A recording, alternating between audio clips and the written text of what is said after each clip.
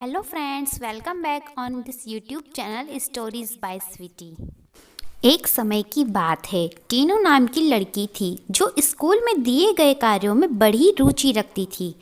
इस साल टीनू के स्कूल में गर्मी की छुट्टियां पड़ने से पहले उसकी टीचर ने सभी को विभिन्न पक्षियों के चित्र दिखाकर चिड़िया पर निबंध लिखने के लिए कहा था।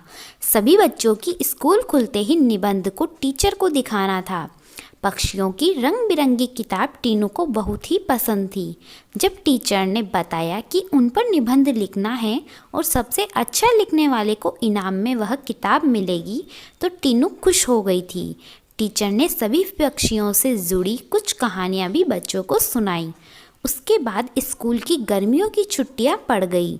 यूँ तो टीनू हर साल अपनी गर्मी की छुट्टियां बिताने के लिए कहीं न कहीं जाती थी, लेकिन इस साल की छुट्टियों में टीनू रोज़ पास के ही बगीचे में जाकर पक्षियों और उनके घोंसले को देखने लगी। उस बगीचे में गोरिया, दर्जिन, लवा जैसे बहुत से पक्षी आते थे। टीनू बगीचे में आने वाली हर चिड़िया को पहचानने की कोशिश करती और उन्हें गौर से देखने रहती। टीनू देखती थी कि हर चिड़िया एक एक घास, पत्ती, पंख आदि को जोड़कर कैसे अपना घोंसला बना रही है। उसके मन में होता था कि चिड़िया को घोंसला बनाने के लिए कितनी मेहनत करनी पड़ती है। टीनू चाहती थी कि वो किसी तरह से उन पक्षियों की मदद करे।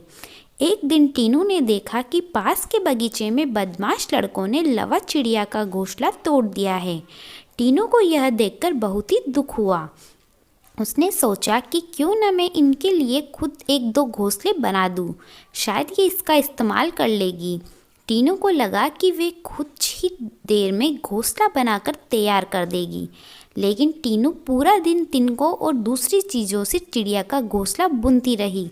बड़ी मुश्किल से जब घोंसला तैयार हुआ तो घोंसले को पेड़ पर टिकाने के लिए कुछ मिला ही नहीं।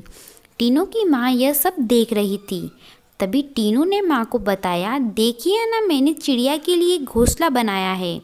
अगर यह उतना सुंदर नहीं है जितना चिड़िया बनाती है। मैंने सोचा था आसानी से एक सुंदर घोंसला बन जाएगा, लेकिन ऐसा कुछ नहीं हुआ। यह घोंसला अंदर से काफ़ी कठोर बन गया है। क्या आप इसे मुलायम बना देगी? किसी तरह से टीनू की माँ ने उसे घोंसले को तोड़ा ठीक किया। उसके बाद टीनू ने उस घोंसले को धागे की मदद से पेड़ पर टिका दिया।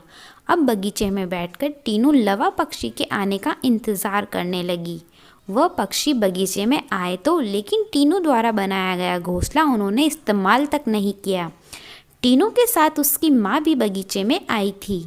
उसने टीनू को उदास देखकर कहा, तुम परेशान मत होना, अभी चिड़िया घोंसले पर आ जाएगी। तभी एक लवा पक्षी ने आकर टीनू द्वारा बनाए गए घोंसले को तोड़ दिया। अब टीनू ने मुंह लटका लिया। तब उसे उसकी माँ ने समझाया कि तुम्हें दुखी नहीं होना चाहिए। देखो, तुम्हारे द्वारा इस्तेमाल की गई चीज़ों से ही लवा पक्षी अपने लिए घोंसला बना रहे हैं। हो सकता है कि इन्हें दूसरों का बनाया हुआ घोंसला पसंद ही नहीं आता हो। दुखी मन से टीनू ने कहा, माँ, मैं अपने स्कूल के निबंध में यह सब कुछ लिखूंगी। कुछ देर बाद टीनू ने कहा, माँ, आपने देखा कि लवा पक्षी अपना घर झाड़ियों से बना रहे हैं?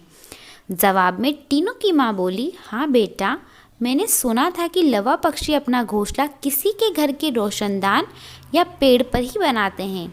आज यह नई बात पता चली है। कुछ और दिनों बाद टीनू ने लवा पक्षियों के बारे में एक और बात जानी कि वे सीधे उड़कर अपने घोंसले में नहीं जाते हैं। घोंसले से कुछ दूर ठहरकर इधर उधर कूदते हुए वे अपने घोंसले तक पहुंचते हैं, ताकि किसी को उनके घोंसले का पता नहीं चले। थोड़े ही दिनों में स्कूल की गर्मी की छुट्टियां खत्म हो गई। टीनू ने स्कूल जाकर लवा पक्षी के बारे में लिखा और निबंध प्रतियोगिता जीत ली। इनाम में मनपसंद चिड़ियों वाली किताब मिलने पर टीनू को बहुत ही खुशी हो गई। प्रतियोगिता जीतने के बाद भी टीनू रोज़ाना चिड़ियों की चहचहाहट सुनने के लिए उस बगीचे में जाकर घंटों बैठती है, मानो उसकी चिड़ियों के साथ दोस्ती हो गई हो। कहानी की सीख। चिड़िया के घोंसले की कहानी से हमें यह सीख मिलती है कि छोटी छोटी बात पर मन को दुखी नहीं करना चाहिए। साथ ही आसपास की चीज़ों पर गौर करने से हमें काफ़ी कुछ नया जानने के लिए मिलता है।